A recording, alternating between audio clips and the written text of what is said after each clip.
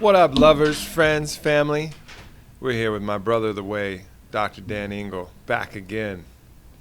And it's cool because, we didn't see each other for like 5-6 months. And that's just kind of the way it goes. Both of us off fighting in our own channels, doing our own thing. And then you come back and you share the spoils of victory. You show the scars of battles lost and won.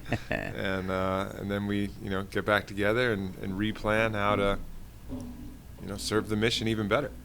Yes, indeed. Para el bien de todos. That's it. It's always good to be back, brother. Yeah. I love dropping back in because it's like no time's passed. Right. It's just like when we go into ceremony, right? The medicine just picks us up right where we left off. Right. Could be days, weeks, months, years.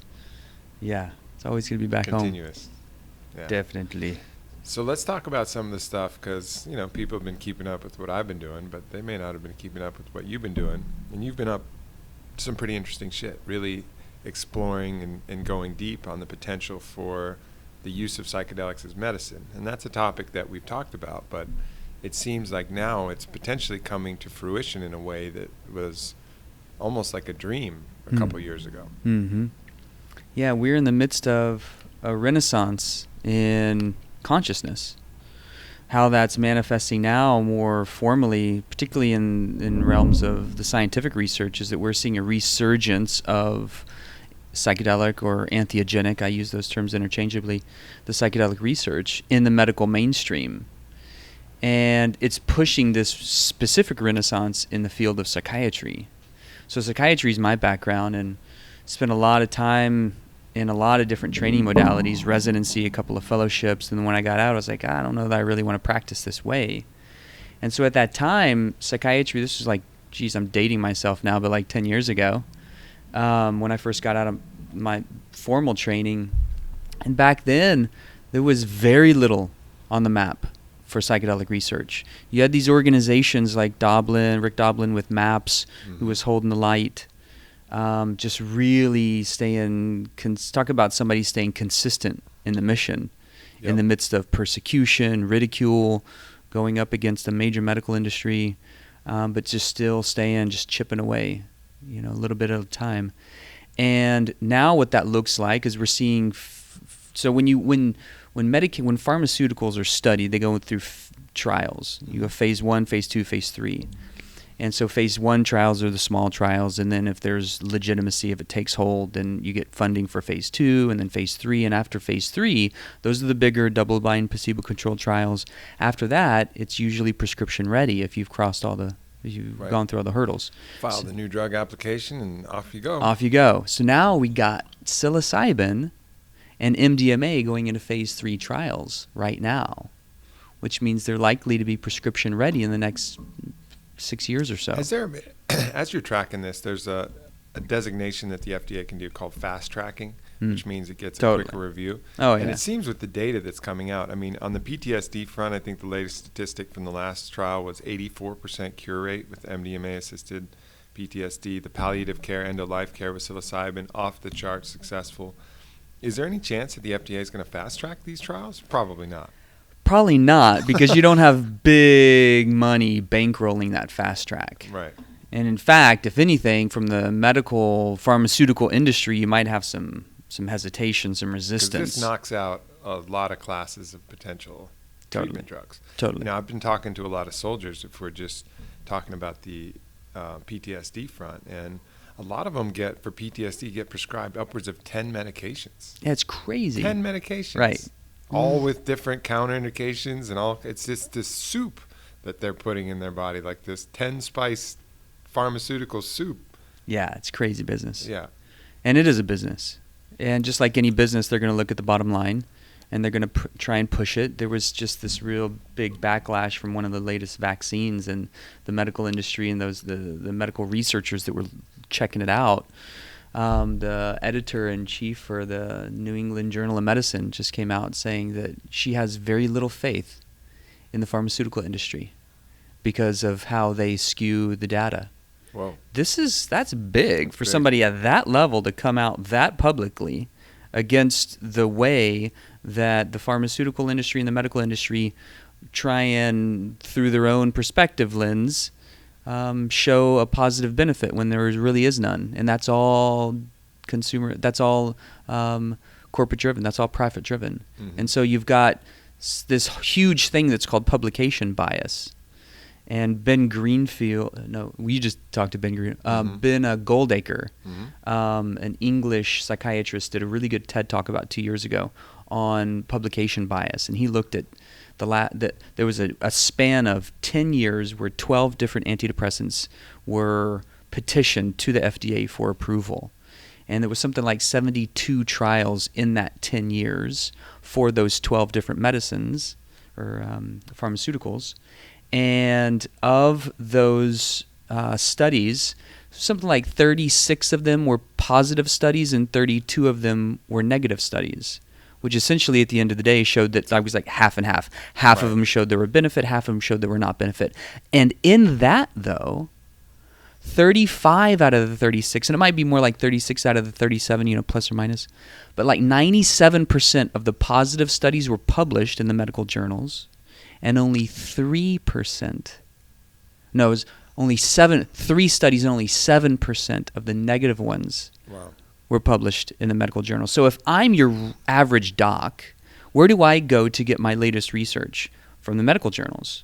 If I am not looking at and privy to all the information that the FDA has, which nobody is, right? Unless you have access to that information, then I'm myself biased by the publicized research. So I am promoting something that I might not even willingly or recognizably appreciate doesn't have any benefit.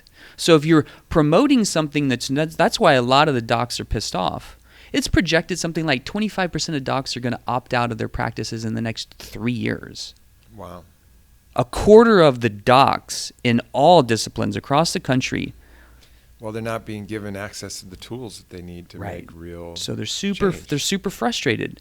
Yeah. And so from my perspective, most of the docs I trained with are good, well-meaning guys. We just wanted to make a good, and if you wanted to make money doing, there's a lot of other ways to make relatively easy money than being a doc. Mm-hmm. So most of it's altruistic intention, and their mispromotion of the available therapeutic interventions is mostly out of ignorance. It's not necessarily out of malice. They just don't have the data. So you've got this whole publication bias. You have this whole fast tracking of vaccines and certain drugs to market because there's a major profit margin. Yeah. And the whole resurgence of psychedelic research is really shining a super beautiful light in the fact that these traditional medicines are extraordinarily good for many of the areas that psychiatry is really crappy at. Mm-hmm. Like you mentioned PTSD, end-of-life transition, addiction, treatment-resistant depression, treatment-resistant anxiety. Addiction and PTSD, I think, are the really big ones. And so when you look at, particularly with veterans, you have a huge opportunity to serve well a very underserved client population. Kids, essentially, young kids going out and fighting wars for reasons that they're not totally even sure why they're there, come back, and they're placed on pharmaceuticals with standard cognitive behavioral therapy at maybe like a 20% success rate versus something like, psilocybin, MDMA, ibogaine, ayahuasca. All these things right now are being actively researched for PTSD. It's just a crazy world we're in where it's like, you say, all right, doctors, here you go. Here's what you got. You got to do surgery, and we have scalpels, but we got to leave those in the drawer. So I'm going to give you a butter knife, and you got some rocks that you can make some flint out of, if you want to. And the doctor's looking like, what the fuck? You want me to heal? You want me to do surgery with a butter knife and some flint? Give me the good stuff. I know you got scalpels back there. And that's what we're finding. It's just these things, these tools that can be amazingly helpful have been outlawed. And it's not just the tools themselves. I think it should be mentioned that it's, MDMA treatment with psychiatrists and psychologists that really know how to drive that experience further. Because it's not like a soldier can just pop a Molly and go to the club and all of a sudden PTSD is over. It's not like these some magic bullet, take some shrooms at a fucking concert and like, woohoo, I'm not addicted to anything anymore. Like, it just allows the practitioners, you know, you need someone wielding the scalpel. You need someone to be able to use these tools to get inside, to break behind the walls, to actually access that consciousness body of the person. And that's what these things are. They're bridges, you know, they're chakarunas, as they're called. Totally. And we're seeing the slow movement towards the active and above board training of medicine positive trauma therapists to be available to do this kind of work. Because right now in the States, the only way that work is available is through organizations and clinical settings where you have trained professionals under the guise of a formal study. There's a huge underground movement, and there has been for a long time. And your data's right on. It's like 83% cure rate for chronic severe PTSD after 2 to 3 psychedelic assisted psychotherapy sessions, specifically with MDMA. 83% PTSD gone after 2 to 3 sessions. Right. And so how does that compare to the kind of the average allopathic or Western model now? Well, that's going to be pharmaceuticals. It's going to be group therapy. And it's going to be some individual cognitive-based therapy. And that's maybe 20% success rate, depending on the numbers you look at and where you're looking at. Right. So you've just significant. That's if you went from 20% plus or minus to 83%. It's a 400-fold increase. And you know, it's amazing that this isn't being fast-tracked by the government and the FDA and everybody, because we're having somewhere upwards of 30 soldiers a day committing suicide. A day. And I actually read an interesting article on that, and a lot of people just say, you know, that's straight up PTSD that's causing this. And the article was saying that a lot of these people, when you're actually looking at the medical records, a lot of them are the ones that are on these 10, 12, you know, pharmaceutical pill a day kind of regimens. And that's just kind of crossing a lot of wires on a level so many. You know, because they don't, when you do these clinical trials, you don't test the effect of doing all 10 against placebo, you know? No. You just test one, and then you kind of make some guesstimates about any kind of cross indications, you know? But those aren't like hard rules in that thing, you know, except in rare cases, like you're not going to take an MAOI with another SSRI or something. There's like some hard rules, but other than that, it's like, yeah, he'll live if we do this. You know? But what the fuck's happening there? You're affecting like multiple different chemicals within the brain, and the interplay and the understanding of how that's working is not at a level that's sufficient to be able to just prescribe that many. Yeah, it becomes this toxic soup. Right. And then the prescribers don't really know what else to do, because maybe they're not getting trained in alternative modalities, or they have a particular dogma, or maybe they just don't have fucking time. Your average doc spends about 12 minutes with a client. And the average length of time when you sit down to talk with your doc before your doc interrupts you, 11 seconds. So you barely have enough time to say hi before your doc has already got an idea in his mind of what direction to go. And you're not going to talk about, like, you know, what are the lifestyle issues that are contributing? How you feeling about this? Like, what's your story? Yeah, right. Like, how are you?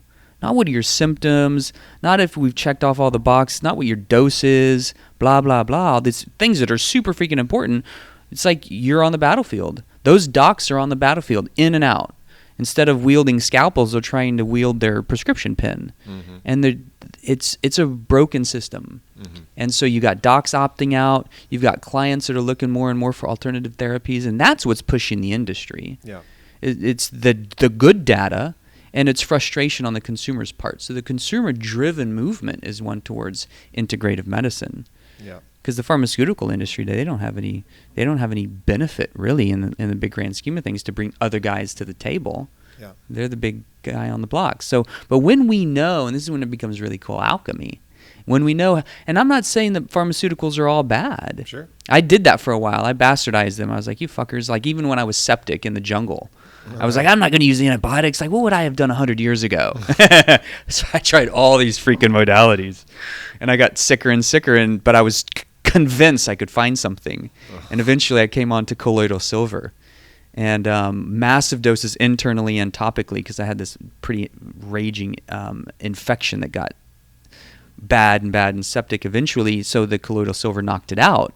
Not everybody's going to want to do that, and I understand that antibiotics have their place.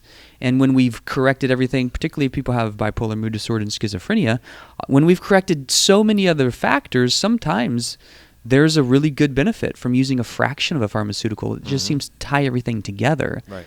So to say that one field of medicine is bad is that same kind of thing that Western medicine has been trying to do to chiropractic and naturopathic and homeopathic and Eastern medicines for a long time. Everything has its sacred role, and when we know how to use each of them well together, then we start creating high alchemy. They're all just tools. Just tools, It's just about the skill in implementing these tools. Like people should be grateful that all the pharmaceuticals that are out there exist. That's an interesting tool, and there will be a time and place for most of them. Some of them maybe not, but most of them there's going to be, as you said, like dial this in at this level, so that's awesome. But the skill in using everything else, particularly when it comes to the brain, I think, people are always undervaluing the belief system involved in that process as well. They're treating these they're treating it like in this weird abstract sense instead of really realizing how much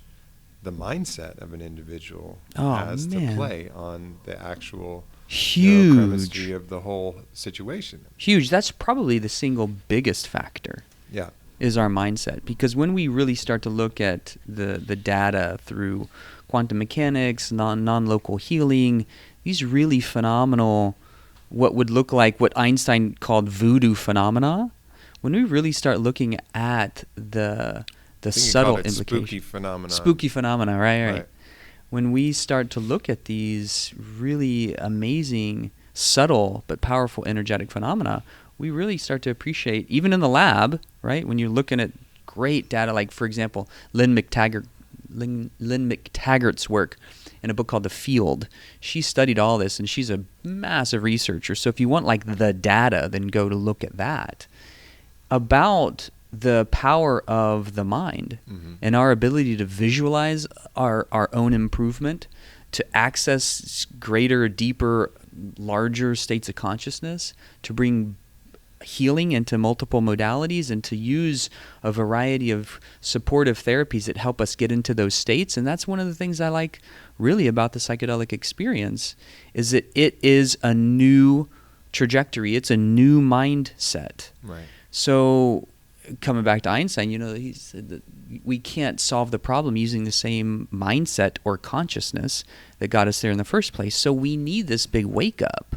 And the psychedelic experience, particularly when held well, which is not like psilocybin at a rave or MDMA popping, with your friends just to get off. It's like, okay, using these really powerful psychedelic or mind-expanding avenues in the right set and setting to expand our consciousness, but also to heal these fractured souls. Right. All of this is really about disconnection from who we are, who we're meant to be, our friends and family, conscious communities, like we've talked about before, living in the tribe, living our most free, expansive, inspired life. When we're in that state, everything else is secondary. Even if you have chronic pain, when you talk to people who have chronic pain for a long time, those that get well, like Viktor Frankl said, it's all about attitude. The last of the great human freedoms is our ability to choose our attitude in any set of circumstances. So even people with chronic pain, when you talk to the people that have been able to successfully navigate it, eventually the pain becomes secondary to life, as opposed to primary, right? So I'm still going to live my life even though this thing is happening. So whatever that looks like, that is our ultimate power. At our deepest core is the ability to choose our faith, to choose our mindset, to reclaim our indomitably buoyant spirit that recognizes this monkey suit is just a transient day experience in my whole life of the soul. And I walked in, I got this monkey suit on this time around, and I'm going to cash it in and see what happens next time, at the end of the day. Right. It really boils down to that. It's simple. We get attached because we love and we bond and we have these egos that like to be fulfilled. We get attached, but then we also almost hate our monkey suit to a certain degree. Like I've tracked that a lot. There's like this attachment, like we don't want it to go, but we don't really fully love it either. We're always comparing it. We're always judging it. We're always telling it that it's not up to standards, or it's not good enough, or we're like, we have a really abusive relationship with this.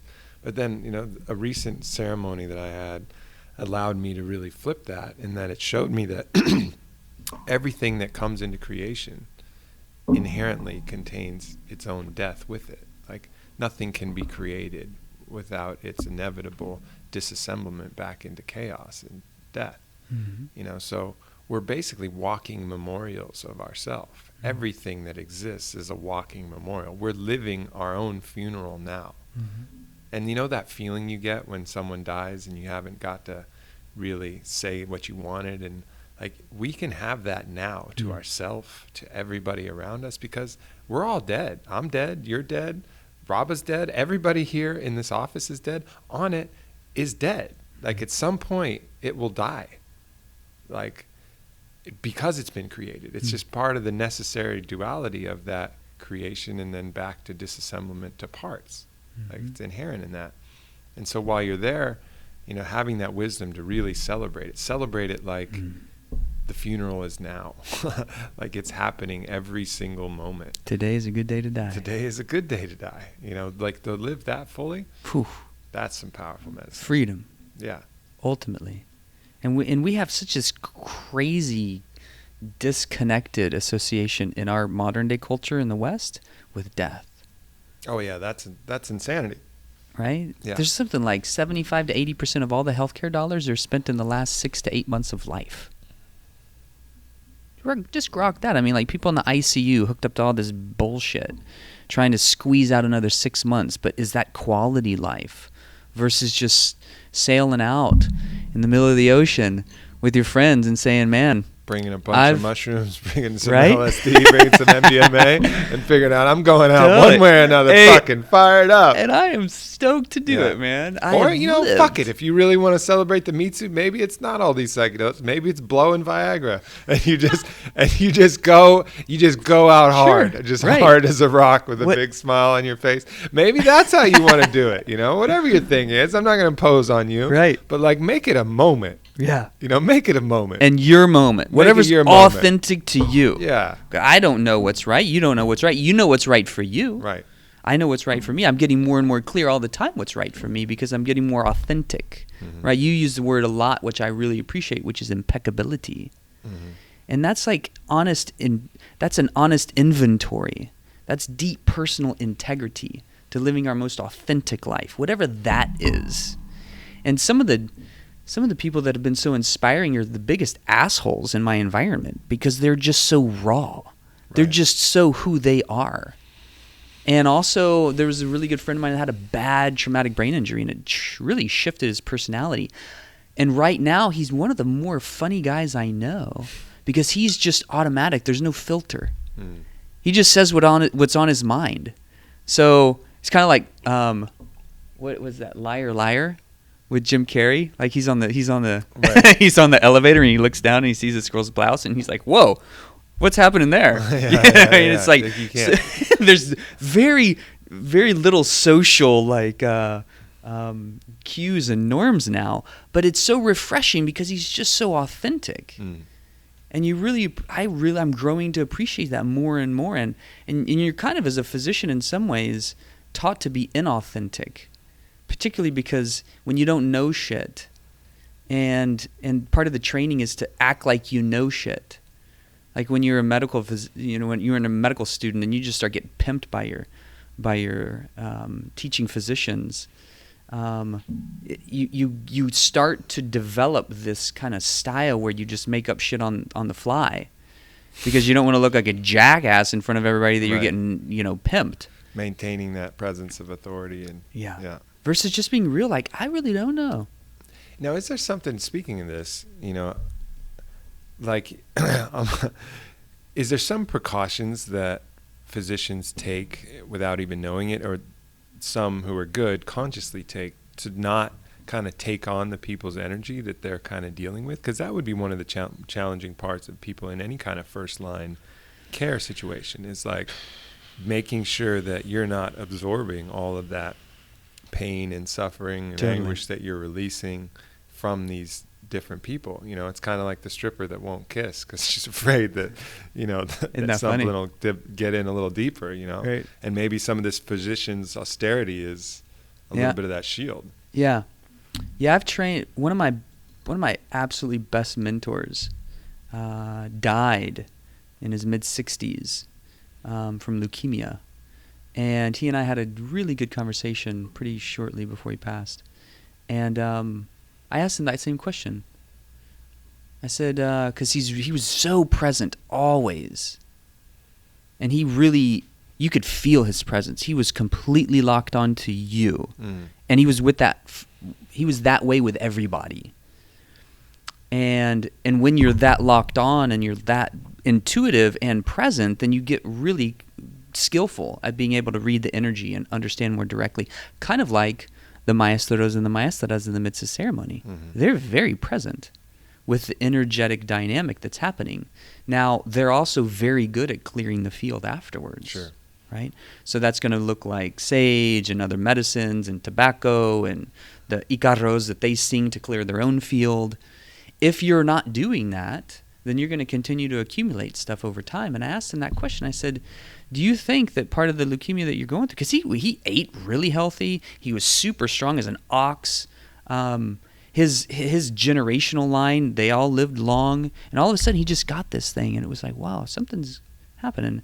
And I asked him, I said, do you think it's because you've accumulated some of the energy of your clients? And he was a chiropractor, so he was always in their space and in their like intimate physical field, adjusting them. And he said, yeah, probably. I probably took on stuff along the way, but I wouldn't change it. Whew. I still just really feel the depth of his service. Yeah.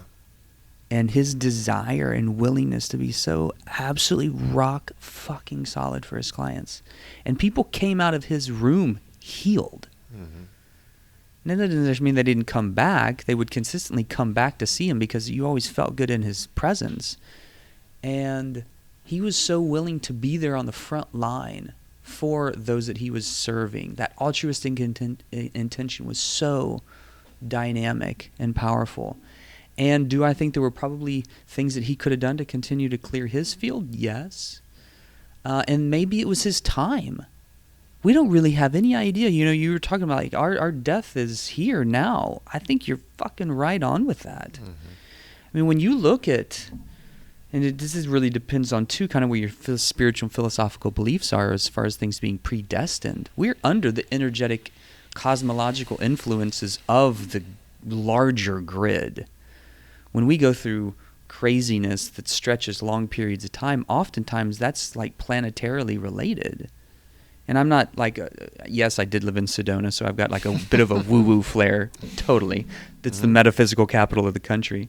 And there's something to be said for understanding how the cosmic dust of the grand plan and the grand scape affects our daily life, our daily consciousness and moving forward. So who's to say that it's not in some way kind of expected that because of these influences I'm more predisposed to dying in my early 40s. You could call that genetics, you could call that spiritual, you could call that cosmic, you could call that a whole lot of things. I think we're just scratching the surface on what we really understand is all the influences that factor into this human monkey suit. Well, I think one thing that everything in my tracking and experience has shown is that I agree with you that there may be winds and breezes and currents that might want to push you some way, but we always have the choice to swim against any current. It's always free will, too. You know, there's always free Totally. will. Like, you can take away everything else in the universe, strip away everything, this, identity, blah, blah, blah. Free will is one of those forces that is at the very last core of the great foundation. human freedom, right? Yeah. Ability to choose. And so I think it's good to be aware of where the tides are swimming, but not to say, oh, well, this is just what was supposed to happen because of fucking Mars and Mercury. It's like bullshit. Like, yeah, all right, maybe you got a headwind now. doesn't mean you stop the journey. Doesn't mean you fucking lay down in the snow and let the cold overtake you until it feels warm again and you fucking quit.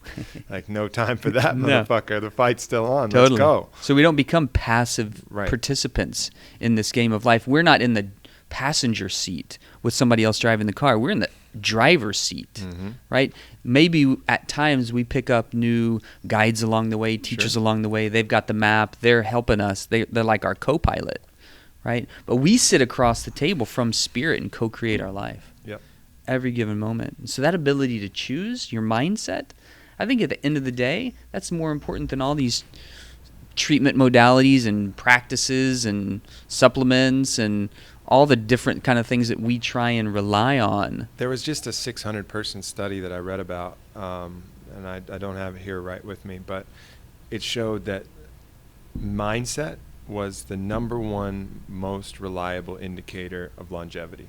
Period. Not smoking, not drinking, not health, not exercise, nothing. Mindset. Now, obviously, if you're living better in accord with those things, you're probably going to have a better mindset. But ultimately, it was mindset. Even the people who did those things, like George Burns, smoking a cigar at 101, his mindset was strong.